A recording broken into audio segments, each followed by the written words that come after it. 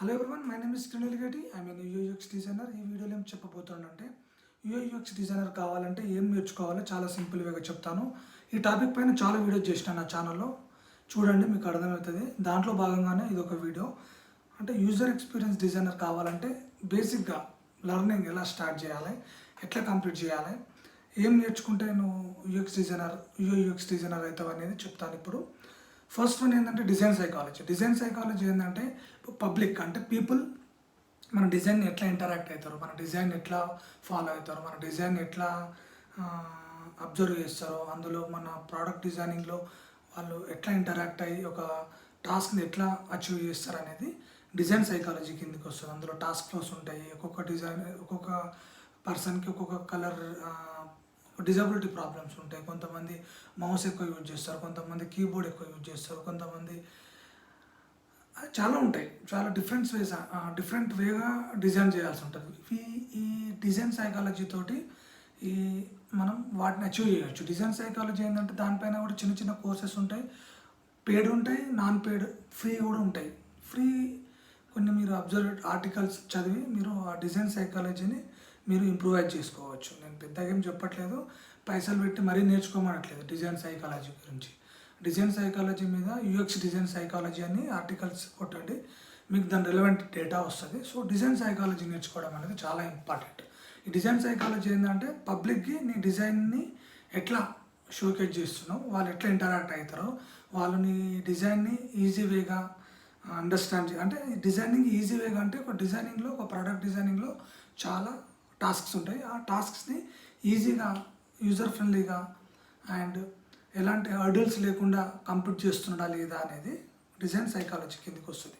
So designing psychology పైన చాలా articles ఉన్నాయి. ఆ ఆర్టికల్స్ ఏంటంటే నిల్సన్ నార్మన్ గ్రూప్ వాళ్ళు human mind and usability and psychology of UI designing Balsamiq వాళ్ళు, psychology of UI web design Udemy వాళ్ళు, and inclusive tech breaking bias in tech LinkedIn వాళ్ళు, colour and cultural connections LinkedIn, ఇలాంటి portals మనకు ఈ designing psychology మీద articles కానీ videos కానీ ఉన్నాయి, మీరు చూడండి ఒకసారి. నెక్స్ట్ వన్ ఏంటంటే రీసెర్చ్ మెథడ్. నేను రీసెర్చ్ మెథడ్ పైన కూడా చాలా వీడియోస్ చేసిన. రీసెర్చ్లో క్వాలిటేటివ్ రీసెర్చ్, క్వాంటిటేటివ్ రీసెర్చ్ ఉంటాయి. రీసెర్చ్ మెయిన్గా యూజర్స్ పైన చేస్తారు. మనం ఏదైనా ప్రోడక్ట్ డిజైనింగ్ స్టార్ట్ చేసినప్పుడు యూజర్ అనేవాడు మెయిన్ ప్రయారిటీ. అతన్ని దృష్టిలో పెట్టుకొని మనం ప్రోడక్ట్ డిజైనింగ్ చేయాలి. ఏదో మనకు నచ్చినట్టు చేస్తే అది కుదరదు. ఎసెన్షియల్గా user is the main priority. వాళ్ళని బేస్ చేసుకొని మనం డిజైన్ని అండ్ ప్రోడక్ట్ డిజైనింగ్ చేయాల్సి ఉంటుంది. సో ఈ రీసెర్చ్ మెథడ్ ఏంటంటే ఒక్కొక్క ప్రోడక్ట్ డిజైనింగ్ అంటేనే ఒక ప్రాబ్లం. ఆ డిజైనింగ్లో ప్రాబ్లమ్స్ ఉంటాయి. ఆ ప్రాబ్లమ్స్కి సొల్యూషన్ ఎట్లా ఇవ్వాలనేది ఒక యూజర్ ఎక్స్పీరియన్స్ డిజైనర్గా నీ పని. సో యూజర్ రీసెర్చ్ అనేది చాలా ఇంపార్టెంట్ యాజ్ ఏ యూఎక్స్ డిజైనర్గా. సో అందులో క్వాలిటేటివ్ రీసెర్చ్, క్వాంటిటేటివ్ రీసెర్చ్, ఇలాంటి రీసెర్చ్ చేసి యూజర్ యొక్క పెయిన్ పాయింట్స్ని మనం గ్యాదర్ చేసి దానికి సొల్యూషన్స్ని మనము ఐడియేషన్ త్రూ మనం విత్ టీమ్ ఉంటే టీంతో డిస్కస్ చేసి ఐడియేషన్స్ని క్రియేట్ చేయడం, లేదంటే ఇండివిజువల్ కాంట్రిబ్యూషన్ ఉన్నప్పుడు ఇండివిజువల్గా నువ్వు ఐడియేషన్స్ క్రియేట్ చేసి సొల్యూషన్స్ ఇవ్వాల్సి ఉంటుంది. ఇది మెయిన్గా రీసెర్చ్కి ఎందుకు వస్తుంది. రీసెర్చ్ మెథడ్స్లో కూడా కోర్సెరా వాళ్ళు user experience research and prototyping చెప్పా కదా నేను. కోర్సెరాలో చాలామంది అడుగుతున్నారు యూఎక్స్ డిజైనింగ్కి ఒక మంచి కోర్స్ ఆన్లైన్లో ఏదైనా ఉంటే చెప్పండి అంటే, నేను ప్రతి ఒక్కరికి సజెస్ట్ చేస్తున్నా. కోర్సెరాలో యూఎక్స్ డిజైనింగ్ కోర్స్ అనేది ఉంది. గూగుల్ యూఎక్స్ సర్టిఫికేషన్ ఉన్నది. అది ఒక మీకు బేసిక్ అండర్స్టాండింగ్ వస్తుంది అన్నట్టు. ఫస్ట్ ఎసెన్షియల్గా నీకు అండర్స్టాండింగ్ రావాలి, యూఎక్స్ అంటే ఏంది, యూఏ అంటే ఏంది. సో ఒక అండర్స్టాండింగ్ రావాలంటే ఒక చిన్న కోర్స్ గూగుల్ యూఎక్స్ సర్టిఫికేషన్ అని ఉన్నది కోర్సెరాలో. అది మీరు ఎన్రోల్ చేసుకొని మీరు నేర్చుకోండి. అది యూస్ఫుల్. దాని త్రూ కూడా నువ్వు జాబ్ కొట్టవచ్చు మంచిగా హార్డ్ వర్క్ చేసి. ఏదో లక్షలు ఫీజు కట్టినా ఏదో నాకు జాబ్ వస్తా అనుకుంటే తప్పు. మంచిగా ఏదో ఆన్లైన్లో చిన్న టాపిక్స్ని యూజ్ చేసి చిన్న టాపిక్స్ నేర్చుకుంటూ వీడియో కానీ లేదంటే చదవడం ద్వారా కానీ ప్రాక్టీస్ చేస్తూ నువ్వు యూజర్ ఎక్స్పీరియన్స్ యూఐ డిజైనర్ ఏదైనా కావచ్చు. There is no limitation. నువ్వు నేను డైరెక్ట్ ఇన్స్టిట్యూట్కి వెళ్ళాలి, ఫీజు లక్షలు కట్టాలని రూల్ లేదు. నీకు ఎట్లా నీ ఫైనాన్షియల్ స్టేటస్ని బట్టి నువ్వు ముందుకు వెళ్ళొచ్చు. నేను సజెస్ట్ చేస్తుంది ఏంటంటే కోర్సెరాలో గూగుల్ యూఎక్స్ సర్టిఫికేషన్ చేసి దాంట్లో చాలా ప్రాసెస్ మొత్తం ఉంటుంది. దాంట్లో ఎట్లా ప్రోడక్ట్ ఎట్లా స్టార్ట్ చేస్తారు, ప్రోడక్ట్లో ఏమేమి ఉంటాయి, ఆ ప్రోడక్ట్లో ఉన్న ప్రాబ్లమ్స్కి ఎట్లా సొల్యూషన్ ఇవ్వాలి, వైర్ ఫ్రేమ్స్ని ఎట్లా క్రియేట్ చేయాలి, లో ఫిడిలిటీ నుంచి హై ఫిడిలిటీ డిజైన్స్ ఎట్లా క్రియేట్ చేయాలి, అడోబ్ ఫిగ్మా ఎట్లా యూజ్ చేయాలి, ఇవన్నీ ఉన్నాయి దాంట్లో. కాకుంటే ఒక 3 monthsలో అది కంప్లీట్ చేసి నువ్వు దాన్ని బేస్ చేసుకొని వేరే ప్రోడక్ట్ వేరే కేస్ స్టడీస్ని క్రియేట్ చేసుకొని నువ్వు నీ నాలెడ్జ్ని ఇంప్రూవైజ్ చేసుకొని నువ్వు డిజైనర్ కావచ్చు. దెర్ ఇస్ నో ఏమంటారు దాన్ని, ఒక పాత అనేది లేదు. నీకు నచ్చిన పాతలో వెళ్ళొచ్చు. ఆఫ్లైన్ ఇన్స్టిట్యూట్స్ ఉన్నాయి. నాకు ఆఫ్లైన్ ఇన్స్టిట్యూట్స్ గురించి నాకు ఐడియా లేదు, హైదరాబాద్లో కానీ ఎక్కడైనా కానీ. నేను చదివిందంతా ఆన్లైన్ త్రూ నేర్చుకున్నా. నేను first web and graphic designing చేసిన అరీనా మల్టీమీడియాలో. ఇట్ వాస్ 2009లో చేసిన. ఆ తర్వాత నేను దాని త్రూనే కంపెనీ చేంజ్ అవుతూ ఓన్గా అట్ ద సేమ్ టైం ప్రాజెక్ట్స్ని బట్టి ఛాలెంజింగ్ ప్రాజెక్ట్స్ ఉంటాయి. With help of seniors leaders ఉంటారు చాలామంది. ఇలా చదవడం అండ్ వీడియోస్ చూడడం, at the same time clients different క్లయింట్స్తో వర్క్ చేయడం వల్ల నేను యూఎక్స్లో కూడా నాకు మంచి గ్రిప్ వచ్చింది. So it's a learning process. ఒక్కొక్కరు ఒక విధంగా నేర్చుకుంటారు. సో అట్లా చెప్తున్నా. నెక్స్ట్ యూజర్ రీసెర్చ్ అయిపోయింది. నెక్స్ట్ ఇన్ఫర్మేషన్ ఆర్కిటెక్చర్ అనేది చాలా ఇంపార్టెంట్. ఒక ప్రోడక్ట్ డిజైనింగ్లో చాలా ఫ్లోస్ ఉంటాయి. ఒక ఫ్లో అంటే ఒక ప్రాబ్లమ్స్ ఉంటాయి. ఆ ప్రాబ్లమ్స్ని ఒక ఫ్లో క్రియేట్ చేసి ఆ ప్రాబ్లమ్స్ని మనం సాల్వ్ చేయాల్సి ఉంటుంది. సో ఆ ఫ్లోలో చాలా పేజెస్ ఉంటాయి. ఇంటరాక్షన్ అంటే ఒక పేజ్ నుంచి ఒక పేజ్కి, ఇంకో పేజ్ నుంచి ఇంకో పేజ్కి, అట్లా అయితే లాస్ట్కి నువ్వు ఆ టాస్క్ని కంప్లీట్ చేయాల్సి ఉంటుంది. సో ఒక్కొక్క పేజ్లో చాలా అవి ఉంటాయి. ఏంటి పాయింట్స్. ఇప్పుడు సపోజ్ ఒక ఫామ్ ఉంది. ఆ ఫామ్లో ఏదైనా ఫిల్ చేసినప్పుడు నువ్వు రాంగ్ ఈమెయిల్ అడ్రస్ ఇచ్చినప్పుడు నీకు రాంగ్ అనేది హింట్ ఇవ్వాలి. అది ఏది ఎర్రర్ మెసేజ్ లాగా. ఇది ఒక లాగిన్ పేజ్లో ఏమేమి ఉండాలి, error messages, login credentials, login button, forgot password, register button, login button.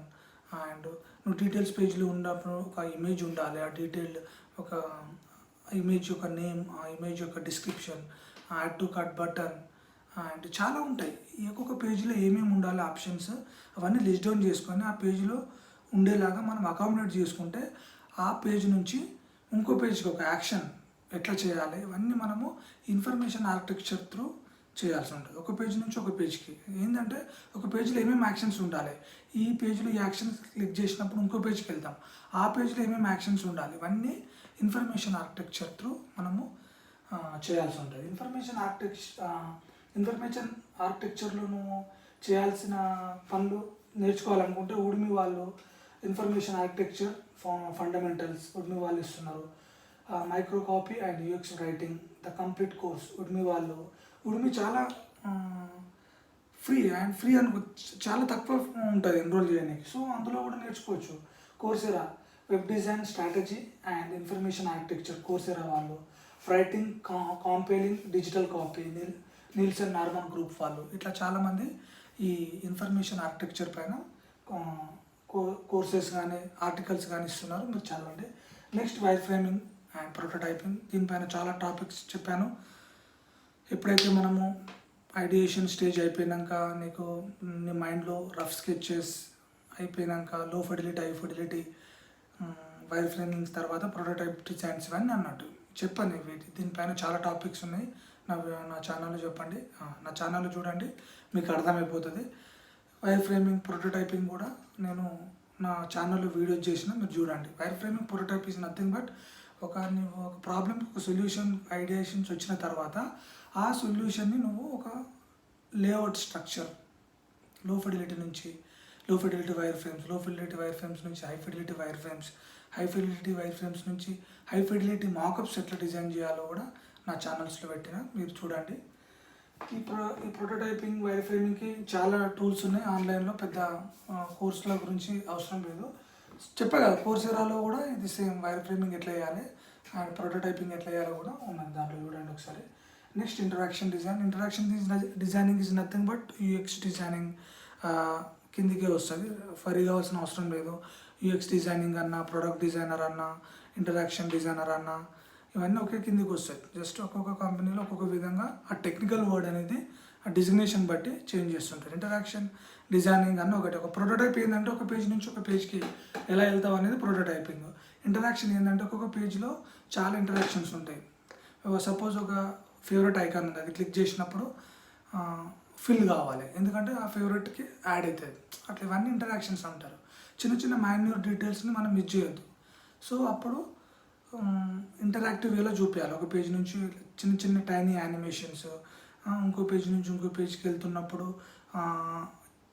ఒక డిస్క్రిప్షన్ పేజ్కి వెళ్ళినప్పుడు దాంట్లో ఏమేమి ఉండాలి, ఆ ఇంటరాక్షన్స్ క్లిక్ చేసినప్పుడు ఇంకో పేజ్కి వెళ్ళినప్పుడు ఏమంటారు దాన్ని, పేమెంట్ పేజ్కి ఎట్లా వెళ్ళాలి, పేమెంట్ పేజ్లో ఎన్ని స్టెప్స్ ఉంటాయి, ఆ స్టెప్స్కి మంచి ఇంటరాక్షన్స్ ఎట్లా ఉండాలి, ఇవన్నీ మనము ఇంటరాక్షన్ డిజైనింగ్లో చేస్తారు.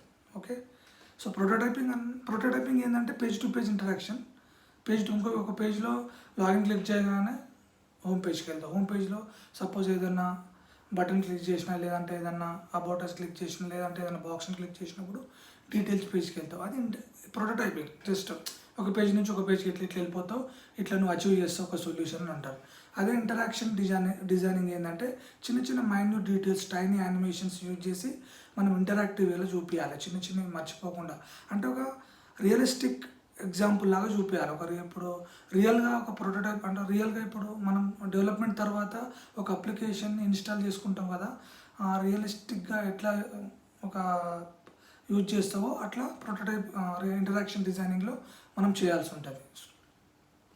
సో ఇంటరాక్షన్ డిజైనింగ్ కూడా చాలా కోర్సెరాలో నువ్వు నేర్చుకోవచ్చు. Next inclusive designing is nothing but ఏదైనా ప్రోడక్ట్ డిజైనింగ్ చేస్తున్నప్పుడు it should be accessible, findable, readable and అందరికీ యాక్సెస్ ఉండాలి. ప్రతి ఒక్కొక్కరికి ఒక విజనరీ ఉంటుంది. కొంతమంది హ్యాండ్ క్యాప్ ఉంటారు, కొంతమంది కళ్ళు సరిగా కనిపించారు, కొంతమంది చెప్పా కదా కీబోర్డ్ యూజ్ చేస్తారు, కొంతమంది మౌస్ యూజ్ చేస్తారు. సో వీళ్ళందరికీ యూస్ఫుల్గా, యూజబుల్గా, ఫైండబుల్గా, యాక్సెసిబుల్గా ఉండేటట్టు చూసుకోవాలి. అదే ఇంక్లూజివ్ డిజైనింగ్ ఈజ్ చెప్పా కదా కోర్సెరా నుంచి కూడా మనం నేర్చుకోవచ్చు. ఫైనల్గా బేసిక్ యూఐ డెవలప్మెంట్. అంటే డెవలప్మెంట్ చాలామంది అడుగుతారు, అన్న యూఎక్స్ డిజైనర్కి డెవలపింగ్ నేర్చుకోవాలి అంటే 100% అవసరం లేదు. బట్ HTML CSS మీద కొద్దిగా అవగాహన ఉంటే చాలా మంచిది. ఎందుకంటే యాజ్ ఎ డిజైనర్గా నువ్వు ఒక ప్రోడక్ట్ డిజైనింగ్ చేస్తున్నప్పుడు ఒక డెవలపర్కి అట్ ద సేమ్ టైం ఆ టైం లైన్ బట్టి నువ్వు డిజైన్ చేయాల్సి ఉంటుంది. ఒక్కొక్కసారి నువ్వు హార్డ్గా డిజైన్ చేసినావు అనుకో, డెవలప్మెంట్లో చాలా టైం పడుతుంది. సో మనం ఇన్ టైంలో ప్రాజెక్ట్ కంప్లీట్ చేయకపోతే మనకు క్లయింట్ల నుంచి కానీ మేనేజర్స్ నుంచి కానీ దొబ్బులు వస్తాయి. సో ఈ దొబ్బుల నుంచి తప్పించుకోవాలంటే నీకు మైండ్లో కొద్దిగా CSS HTML ఐడియా ఉండాలి. సో నేను ఇట్లా డిజైన్ చేస్తే HTML CSS డెవలపర్కి కొద్దిగా హార్డ్ అవుతుంది, ఇది వాళ్ళకి హార్డ్ అయిందంటే డెవలప్మెంట్లోకి చాలా హార్డ్ అవుతుంది అని ఇవన్నీ నీకు మైండ్లోకి వస్తాయి అన్నట్టు. సో బెటర్ టు లెర్న్ అంటే బేసిక్స్ నాలెడ్జ్ HTML CSS ఉంటే బెటరు. అది లేకున్నా నో ప్రాబ్లం, బట్ ఉంటే మంచిది. చాలామంది అడుగుతున్నారు, అడగబోతున్నారు, అడిగేసారు కూడా. HTML CSS JavaScript Node.js CSS ఇవన్నీ రావాలంటే అవసరం లేదు. HTML CSS పైన ఐడియా ఉంటే చాలు. అదే నీకు చేత కాదు, నేను ఓన్లీ డిజైనింగ్ పైన ఫోకస్ చేస్తా అన్నా కూడా నో ప్రాబ్లం, బట్ ఉంటే బెటర్. సో ఈ విధంగా మనం స్టెప్స్ ఉన్నాయి చాలా. ఇదే మెయిన్ వే. ఏం చేసినా UX designer, UI UX designer కావాలంటే ఇవే మెయిన్గా. By doing design thinking process, empathise, define, ideate, prototype, test, ఈ 5 స్టెప్స్ యూజ్ చేసి ఈ 5 స్టెప్స్ అంటే UX ప్రాసెస్ యూజ్ చేసి ఒక ప్రోడక్ట్ డిజైనింగ్ని మనము కంప్లీట్ చేయాల్సి ఉంటుంది. సో ఈ విధంగా మనం ఒక ట్రాన్స్ఫార్మ్ కావచ్చు. గ్రాఫిక్ డిజైనర్ అడుగుతున్నారు చాలామంది, అన్న నాకు 4+ years ఎక్స్పీరియన్స్ ఉంది, నాకు UX డిజైనర్ కావాలనుకున్నాను అంటే ఇట్లా నేర్చుకోవాలి. ఇట్లానే నేను చెప్పా కదా ఈ స్టెప్స్ ఇవన్నీ యూజ్ చేసి నువ్వు ఒక టైం పీరియడ్ పెట్టుకొని with in the time period నువ్వు నేర్చుకోవచ్చు.